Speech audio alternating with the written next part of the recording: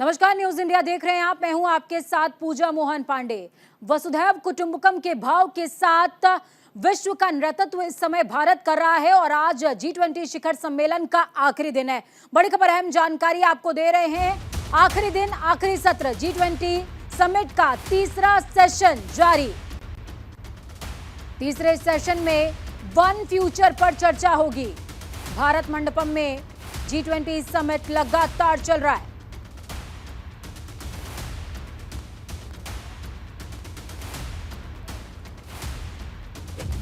तो महाशक्तियों के महासंकल्प के बीच भारत पर्व G20 शिखर सम्मेलन का दूसरा और अंतिम दिन आज। तीसरा सेशन यानी कि वन फ्यूचर पर विस्तार से हो रही है चर्चा।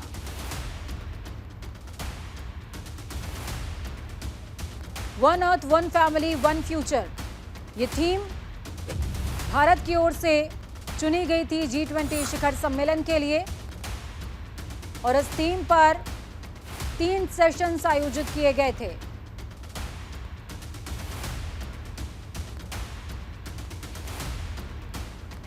पहला सेशन वन अर्थ पर था, दूसरा वन फैमिली पर और आज जो सेशन हो रहा है वो वन फ्यूचर पर हो रहा है। आपको बता दें कि कल होने वाले दोनों सेशंस के दौरान भारत ने अप्रतिम कीर्तिमान स्थापित किया है।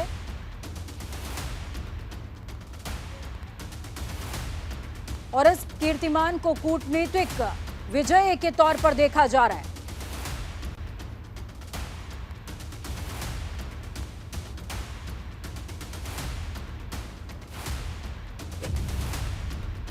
तो इस बीच G20 के डिनर की तस्वीरें भी सामने आई हैं। बाइडेन से मिले नीतीश कुमार और हेमंत सोरेन। राष्ट्रपति द्रौपदी मुर्मू, पीएम नरेंद्र मोदी भी इस दौरान मौजूद नजर आए। पीएम मोदी के साथ हिमाचल के सीएम सुक्खू भी नजर आए थे। राष्ट्रपति द्रौपदी मुर्मू ने डिनर के लिए भारत देश के तमाम राज्यों के मुख्यमंत्रियों को आमंत्रित किया था। आपको बता दें, ये बीती शाम की तस्वीरें जो कि एक कुशल लोकतंत्र को भी प्रदर्शित करती हैं, सशक्त लोकतंत्र का प्रदर्शन करती हैं। इन तस्वीरों में आप सीएम सुक्खू को देख पाएंगे जो कि हिमाचल प्रदेश के सीएम हैं, झारखंड के मुख्यमंत्री हेमंत सोरेन, द्रौपदी मुर्मू, महामहिम राष्ट्रपति नीतीश कुमार, ममता बनर्जी समेत तमाम प्रतिनिधि इस डिनर में मौजूद थे। आपको बता दें कि असल में भारत देश के तमाम राज्यों के मुख्यमंत्रियों को आमंत्रण कल के डिनर के लिए था और ये डिनर महामहिम राष्ट्रपति द्रौपदी मुर्मू की ओर से आयोजित किया गया था। ये डिनर भारत मंडपम में ही हुआ था। एक सशक्त और विशाल लोकतंत्र का कीर्तिमान और तस्वीर इस डिनर के दौरान नजर आई थी।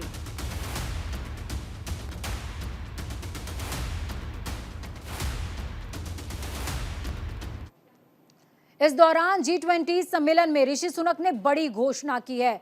वो बड़ी घोषणा क्या है आपको बता देते हैं। रिकॉर्ड जलवायु सहायता प्रतिबद्धता की घोषणा उन्होंने की है।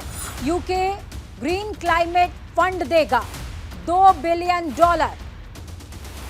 जलवायु परिवर्तन से निपटने में इस फंड के जरिए मदद मिलने वाली है। G20 समिट के दौरान ब्रिटेन के प्रधानमंत्री ने भारत में रिकॉर्ड जलवायु सहायता प्रतिबद्धता की घोषणा की है। इसके तहत United kingdom green climate fund को $2 बिलियन की राशि दी जाएगी। दुनिया भर में क्लाइमेट चेंज से निपटने के लिए इस राशि का इस्तेमाल किया जाएगा। ग्रीन क्लाइमेट फंड में यूके ने $2 बिलियन के योगदान का ऐलान G20 के समापन समारोह में किया है। ब्रिटिश उच्चायोग की ओर से यह जानकारी साझा की गई है। तो ये बड़ी और अहम जानकारी इस वक्त की आपको दे रहे हैं।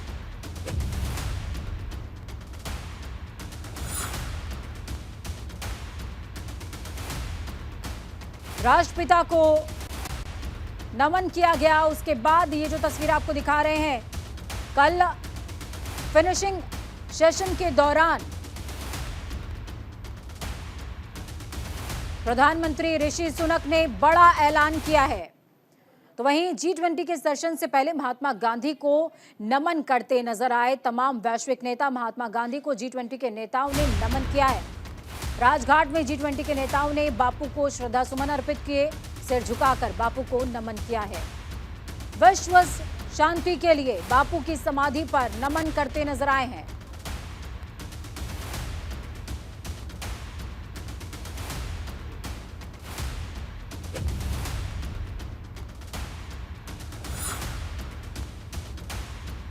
आपको बता दें, आज के दिन का आगाज ही राष्ट्रपिता महात्मा गांधी को श्रद्धा सुमन अर्पित करने के साथ हुआ। उसके बाद भारत मंडपम के साउथ ब्लॉक में वृक्षारोपण तमाम प्रतिनिधियों की ओर से किया गया था। ये तस्वीरें आपको दिखा रहे हैं, ये राजघाट की तस्वीरें हैं, जिस दौरान साबरमती के बैकड्रॉप पर तमाम राष्ट्र के राष्ट्राध्यक्षों प्रतिनिधियों के साथ में मुलाकात करी प्रधानमंत्री ने। उसके बाद सभी ने संयुक्त रूप से राष्ट्रपिता महात्मा गांधी को श्रद्धा सुमन अर्पित करते हुए पुष्प चक्र समर्पित किया।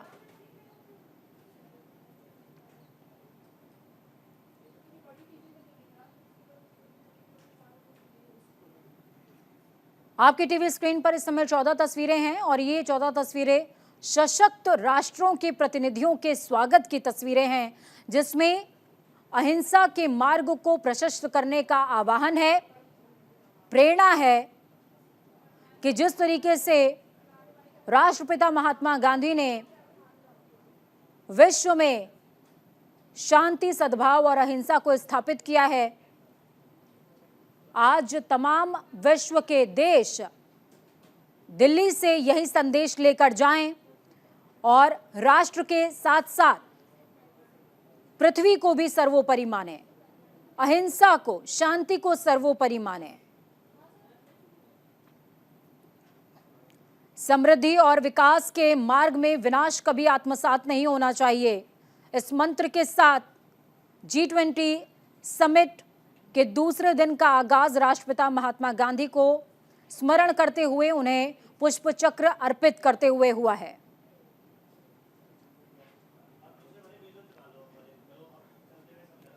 महाशक्तियों का भारत पर्व, जिसमें नेतृत्व करता Bharat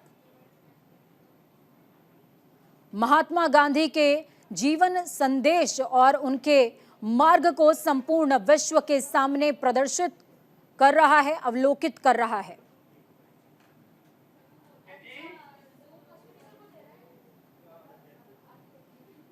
one earth, one family, one future. और जब हम फ्यूचर की बात कर रहे हैं, भविष्य की बात कर रहे हैं, क्योंकि आज G20 का जो दूसरा दिन है वो भविष्य को समर्पित है, पृथ्वी के भविष्य को समर्पित है। इन तमाम सशक्त राष्ट्रों के नेतृत्व में विश्व के भविष्य को समर्पित है। तो ऐसे में भविष्य की सुरक्षा के लिए शांति, सौहार्द और पर्यावरण से बेहतरीन कुछ नहीं हो सकता।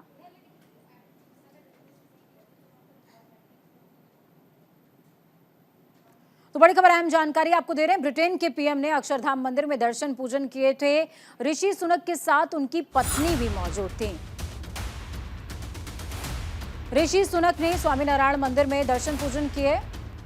इस दौरान उनकी पत्नी अक्षता मूर्ति भी उनके साथ रहीं। करीबन 1 घंटे तक अक्षरधाम मंदिर में ऋषि सुनक रहे हैं।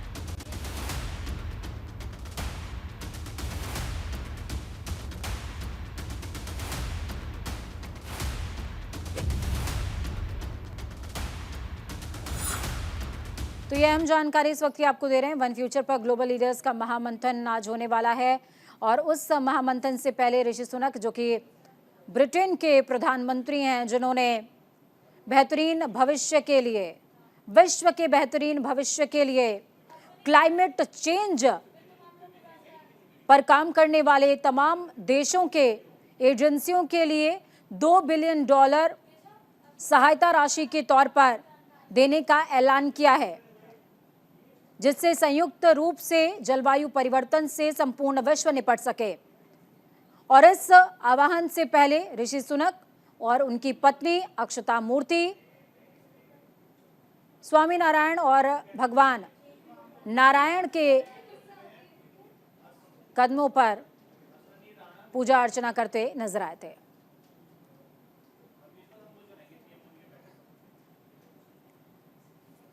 तो राष्ट्रपिता को नमन किया है, दुनिया में अमन का पैगाम देते नजर आए हैं ये तमाम राष्ट्रीय अध्यक्ष। और जो मौजूदा तस्वीरें आपको दिखा रहे हैं ये अक्षरधाम की तस्वीरें देखिए। ब्रिटेन के प्रधानमंत्री ऋषि सुनक, लेकिन यहां पर एक सहृदयी पति की छवि नजर आ रही है जिसमें राष्ट्र के सहयोग के साथ साथ पत्नी का सम्मान भी नजर आता है।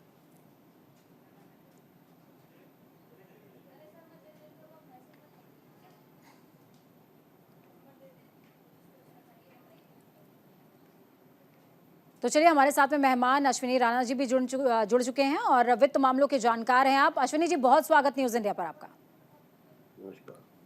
अश्विनी जी, मैं आपसे समझना चाहूंगी, देखिए G20 समिट के दौरान इकोनॉमिक कॉरिडोर पर बातचीत हुई है, साथ में कई ऐसे निर्णय लिए गए हैं जो कि आर्थिक तौर पर भारत को संबल प्रदान करेंगे, नेतृत्व की भूमिका में अग्रणी करेंगे।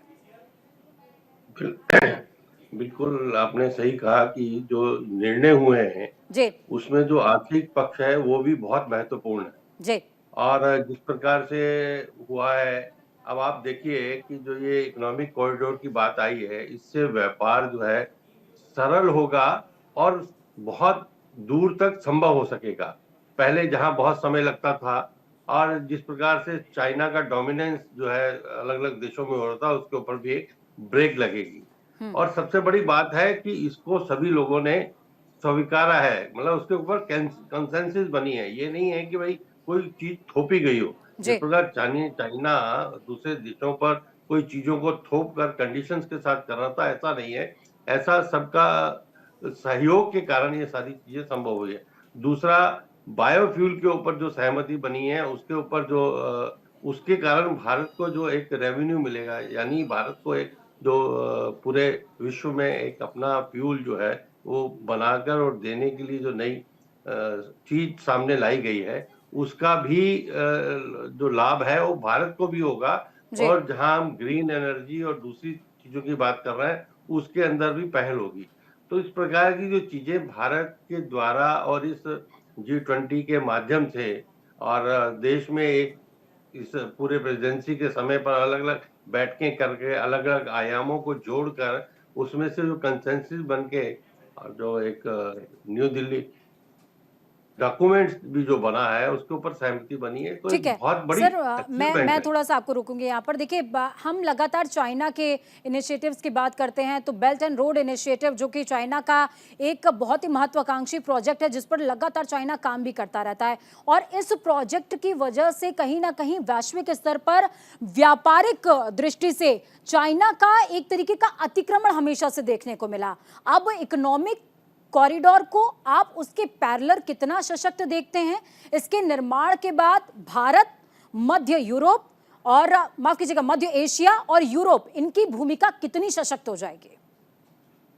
देखिए, अपने अपने शब्दों में भी कहा, मेरा भी यही कहना है कि चाइना का जो प्रोजेक्ट था, तो उसका एक जो उसकी सोच थी, उसका जो पर्पस था, जो मकसद था, वो ये है कि दूसरे देशों के साथ वो किस प्रकार से इंक्रोचमेंट करके उनके ऊपर अपना स्वामित्व चाहता था। लेकिन यहाँ वैसा नहीं है, यहाँ सहयोग की भूमिका है। सब लोग जो तैयार हुए हैं उससे सिर्फ भारत को फायदा नहीं होगा, भारत से जो सामान बाहर जाएगा या बाकी मिडल ईस्ट से जो सामान आएगा जाएगा, तो सब लोगों को उसका लाभ मिलने वाला है। और ये सहयोगी की और सहयोग की भूमिका के कारण इसका और उसको हम कंपैरिजन नहीं कर सकते। अभी आप देखिए, इटली भी जो है उस कॉरिडोर से जो है बाहर निकलना चाह रहा है। यानी चाइना की जो छवि है वो कुल मिलाकर खत्म हो रही है। चाइना से लोग त्रस्त हैं, छोटे देश हो बड़े देश हो, तो वो चाहते हैं कि चाइना का एक ऑप्शन और ऑप्शन के रूप में जो भारत दिखता है, क्योंकि इतनी बड़ी अर्थव्यवस्था है, इतनी जनसंख्या है, यहाँ पर उत्पादन के साधन जो है आसानी से लगाए जा सकते हैं, आसानी से हो सकता है और कर सकता है। सबसे बड़ी बात, कोई भी देश अगर कहे कि हम ये करना चाहते हैं, लेकिन सबसे बड़ा बात है कि भारत ने वो करके दिखाया है। G20 के माध्यम से ऐसे सभी देशों को, और सबसे बड़ा जो एक इसका जो लाभ मिलने वाला है, जो अफ्रीकन यूनियन को, अफ्रीकन देशों के कॉन्टिनेंट पूरे 55 कंट्रीज को साथ में जोड़ा है, जी वो एक बहुत बड़ा रोल रहेगा आने वाले दिनों में, क्योंकि वहां पर जो जिस प्रकार से खनिज और बाकी चीजें उपलब्ध हैं, चाइना उसको ग्रैब करना चाहता था, लेकिन और उस चंगुल से भी बाहर निकालकर जो है भारत और बाकी विश्व के देश जो है उन लोगों का सहयोग से उनका भी विकास होगा और बाकी लोगों का भी विकास होगा। भारत की सोच हमेशा से ये रही है कि सिर्फ हम प्रॉस्पर हों और बाकियों की कॉस्ट में हो, ऐसा नहीं है। भारत की हमेशा सोच रही है विश्व कल्याण, जो एक संस्कृति है भारत की, उसी के हिसाब से आज ये थीम भी निकली है, और थीम के बाद जो है आगे चलकर होने वाला भी है कि हम भी विकास करेंगे, सबका साथ सबका विकास सबका प्रयास, जी जो एक नारा जो देश में था उसको ग्लोबल करके प्रधानमंत्री जी ने जो बताया है, और वो एक्सेप्टेबिलिटी हुई है, यानी जी वो कंसेंसस है। सभी जो देश हैं, जो G21 अभी हो गया है, उसकी जो कंसेंसस है उसके ऊपर, मतलब ये आप देखिए कि इतने बड़े डॉक्यूमेंट्स के ऊपर कंसेंसस होना, आज तक जितने भी डॉक्यूमेंट्स G20 में हुए हैं उनके ऊपर बहुत कम विषयों पर, लेकिन जी उसके लिए भारत ने पूरी मेहनत की। पूरे प्रेसिडेंसी के समय अलग अलग क्षेत्र की, अलग अलग राज्यों में अलग अलग जो बैठकें करके जो निर्णय निकाले गए, उसका नतीजा है कि आज ये इसके ऊपर सहमति बनी है। और आज जब ये तीसरा सत्र होगा और उसमें फ्यूचर की बात की कैसे उसको इम्प्लीमेंट करना है, ठीक वो है भी किया जाएगा, तो सर। भारत का बहुत मैं बड़ा एक रोल है। चीज़ और आपसे पूछना चाहूँगी। देखिए, हम लगातार बात कर रहे हैं वैश्विक नीतियों की, आर्थिक नीतियों की हम बात कर रहे हैं, लेकिन पिछली बार जब बाली के अंदर G20 समिट हुआ, उस समिट के दौरान जिस तरीके के निर्णय लिए गए, और उन निर्णयों के बाद क्या ये मान लिया जाए कि भारत ने वहीं से काम करना शुरू कर दिया था, वसुधैव कुटुंबकम का भाव वहीं से स्थापित हो गया था, तभी हम इन आर्थिक नीतियों पर तमाम देशों को अग्री कर पाए हैं? नहीं, निश्चित रूप से भारत का जो सोच है वो शुरू से उस प्रकार की रही है, वसुधैव कुटुंब की भी रही है, विश्व सर, अपनी कल्याण की बात आप भी पूरी रही है। कीजिएगा। प्रेम कुमार जी हमारे साथ में जुड़ गए हैं, वरिष्ठ पत्रकार हैं। मैं इंट्रोड्यूस कर दूं। प्रेम जी, बहुत स्वागत है न्यूज इंडिया के मंच पर आपका। जी, मैं आपके पास आ तो रही हूँ, अश्विनी जी की बात पूरी हो जाए। तो इस प्रकार से वो जो है भारत, क्या है कि ये कोई एक साल की तैयारी नहीं है, जी देश की तैयारी। देश को पता था कि हम इस समय पर ऐसी हम समिट कर सकते हैं, तो उसकी योजना प्लानिंग बहुत पहले से होती है।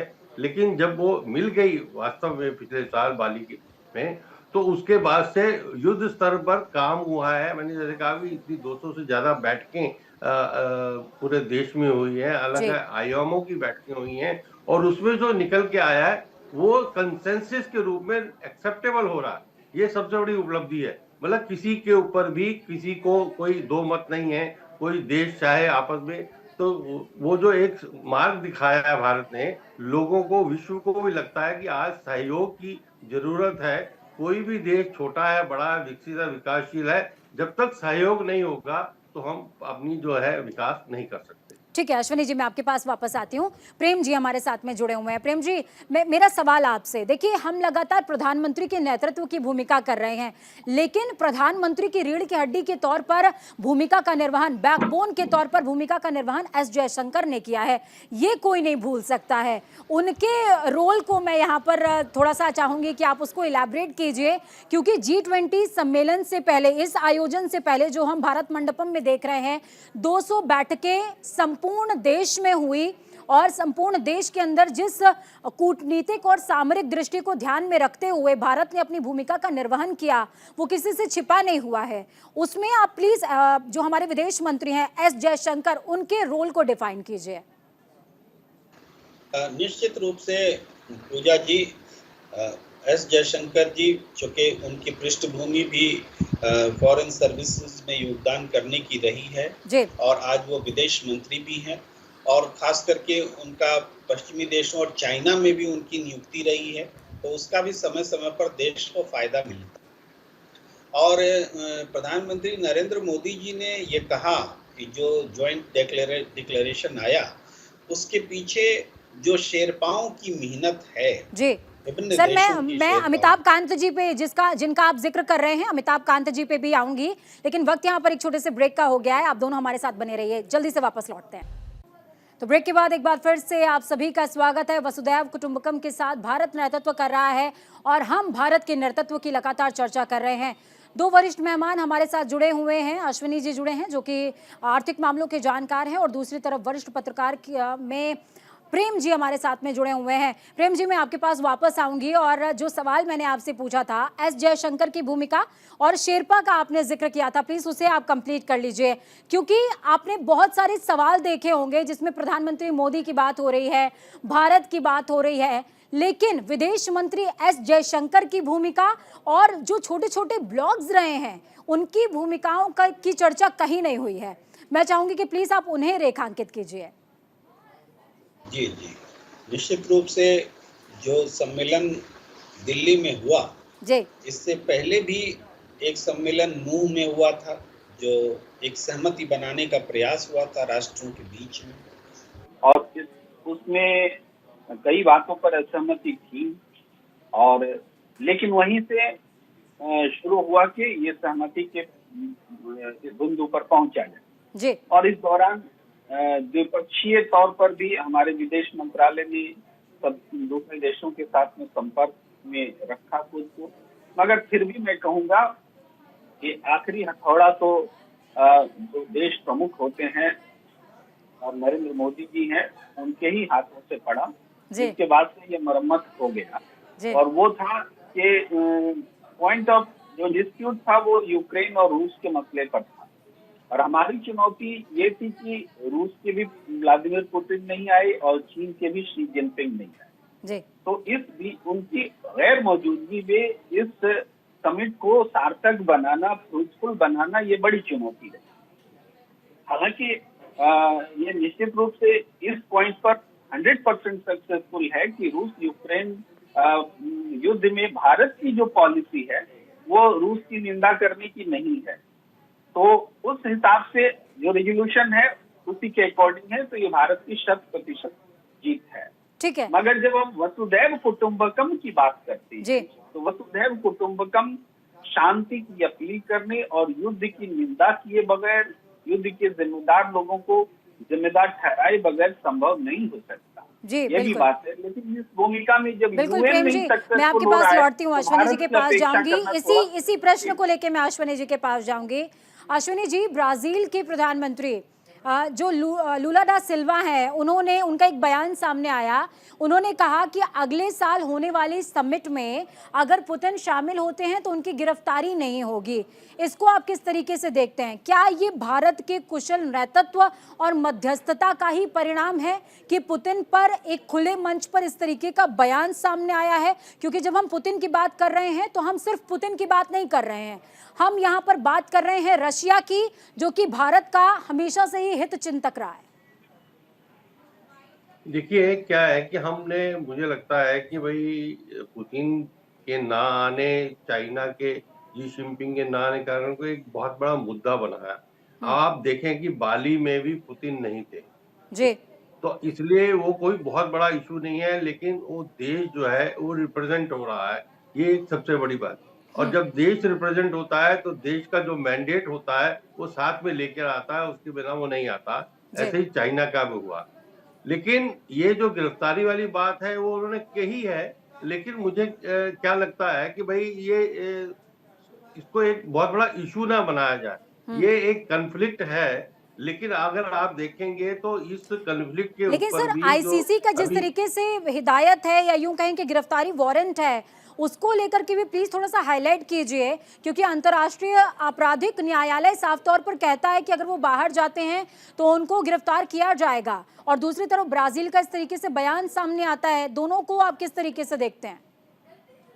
देखिए, जो न्यायालय वो अपने ढंग से उसको जो है उसकी जो है उल्लेख करता है, लेकिन ब्राजील ने जिस प्रकार से किया है, ब्राजील का इस समय पर इस प्रकार की स्टेटमेंट देना, वो सीधा सीधा अपने यहाँ होने वाली समिट में कोई व्यवधान या कोई कन्फ्लिक्ट या कंट्रोवर्सी नहीं चाहते, क्योंकि कोई भी देश जो है किसी बड़े देश को लेकर कंट्रोवर्सी में जाना नहीं चाहता।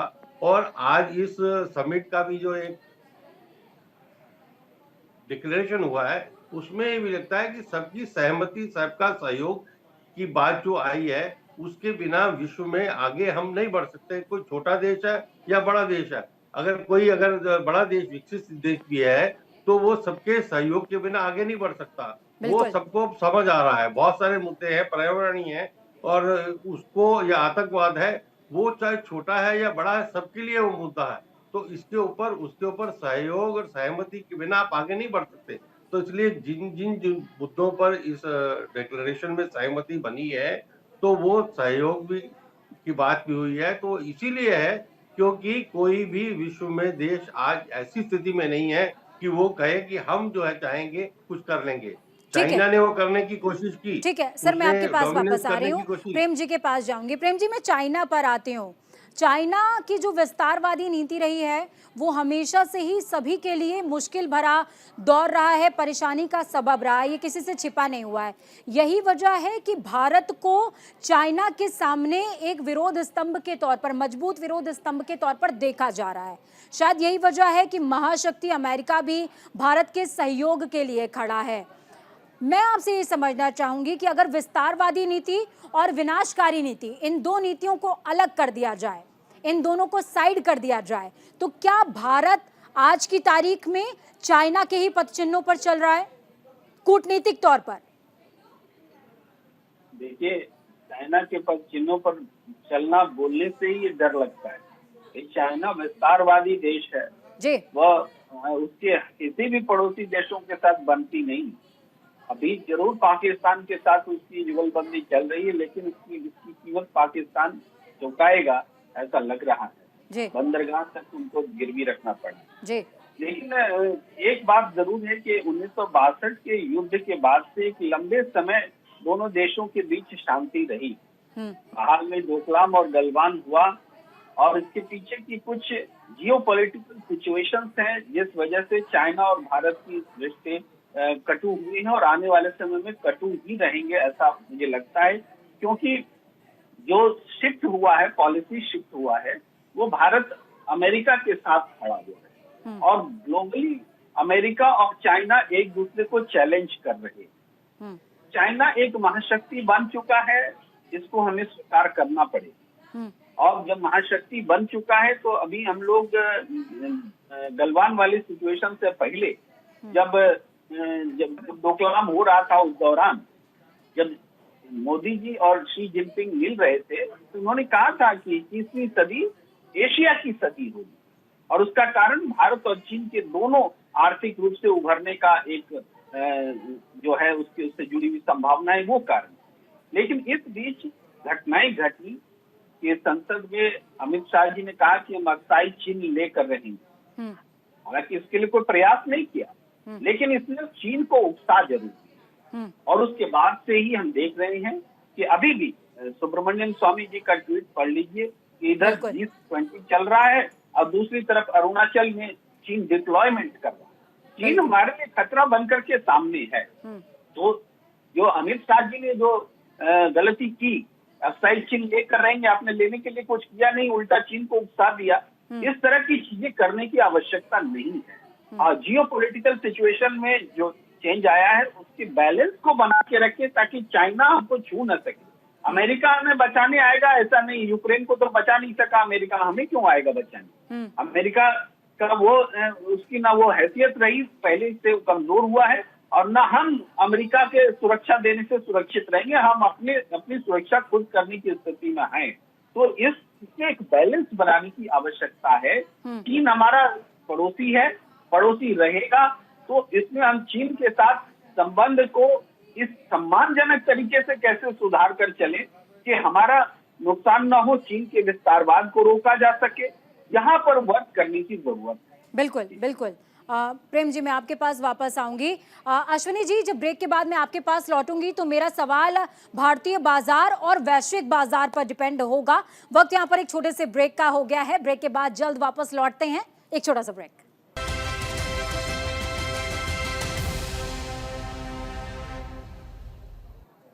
तो ब्रेक के बाद स्वागत है आपका। चर्चा पर वापस लौटे उससे पहले बड़ी खबर, अहम जानकारी। G20 सम्मेलन से अलग भारत करेगा बातचीत।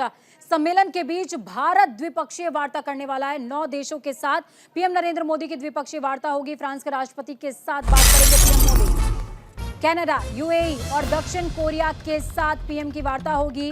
ब्राजील, नाइजीरिया और फ्रांस के साथ भी बातचीत होने वाली है। कोमोरोस और तुर्की के साथ भी द्विपक्षीय बैठक। तो ये बड़ा अपडेट है, 9 देशों के साथ अलग से द्विपक्षीय वार्ता होगी।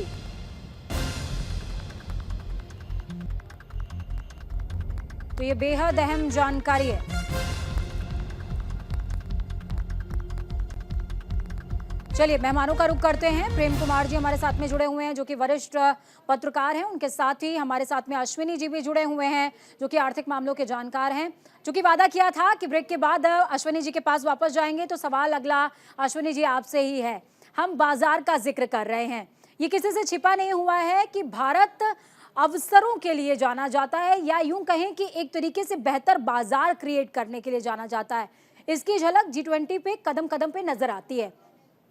मैं ये समझूंगी अश्विनी जी, देखिए G20 में जो वॉकिंग वे था, वॉकिंग वे में योगा से लेकर के और वॉक के बाद जहां पर प्रधानमंत्री ने हाथ मिलाया, वहां पर कोडाग्र का सूर्य मंदिर, उसके अलावा नालंदा की यूनिवर्सिटी, उसके अलावा हम आज की बात करें तो साबरमती आश्रम, मेहमान नवाजी के लिए मारवाड़ी कल्चर, उसके अलावा जो यहाँ में मेहमान पहुंचे हैं उनको जो गिफ्ट दिए जा रहे हैं, गिफ्ट में कुल्लवी कल्चर नजर आ रहा है, राजस्थानी कल्चर नजर आ रहा है।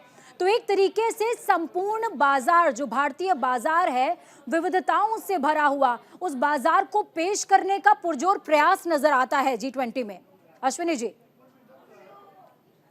है कि अगर आप देखें तो बाजार की अगर आपने बात की तो भारत का बाजार ये 2 भागों में अगर इसमें देखें हम, WTO बनने के बाद भारत को, मार्केट को लोग एक मार्केट की तरह ट्रीट करते थे कि विश्व में बड़ी बड़ी जो मल्टीनेशनल है, अश्विनी जी आप अपनी बात को जारी रखिए, लेकिन इस बीच तमाम दर्शकों को दिखा रहे हैं ये G20 के दूसरे दिन की तस्वीरें हैं, और जो तीसरा सेशन है वो स्टार्ट हो चुका है। इस समय आप अपनी टीवी स्क्रीन पर ब्राजील के A natureza, ela continua dando demonstração de que nós precisamos cuidar dela com muito mais carinho. Essa semana, há 3 dias atrás, no Brasil, um ciclone no estado do Rio Grande do Sul.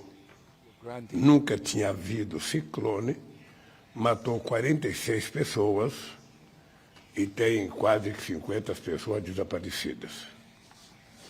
Isso nos chama a atenção, porque fenômenos como esse têm acontecido nos mais diferentes lugares do nosso planeta.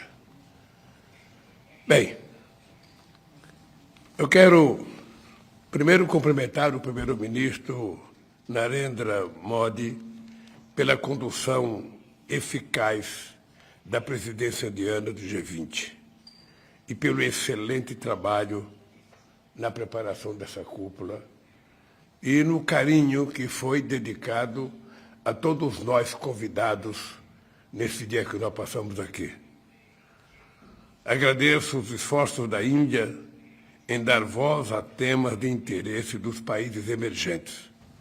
Por isso, eu quero me solidarizar aqui com o nosso querido companheiro, representante da União Africana, que agora faz parte do G20. Há 15 anos, este grupo se consolidou como uma das principais instâncias de governança global na esteira de uma crise que abalou a economia mundial. Nossa atuação conjunta nos permitiu enfrentar os momentos mais críticos, mas foi insuficiente para corrigir os equívocos estruturais do neoliberalismo. A arquitetura financeira global mudou pouco e as bases de uma nova governança econômica não foram lançadas. Novas urgências surgiram. os desafios se acumularam e se agravaram. Economic governance have not been laid. Novas urgências New emergencies os emerged. desafios se acumularam. Challenges have accumulated and worsened. Vivemos num mundo We are living in a world where wealth is more concentrated, que milhões de seres in which millions of human beings still go hungry, que o desenvolvimento sustentável, where sustainable development is always threatened, que as instituições where de mudança in which governance institutions still reflect the reality of the middle of the last century. vamos conseguir We will only be able to face all these problems if we address the issue of inequality. a desigualdade Inequality of income, access to health care, education,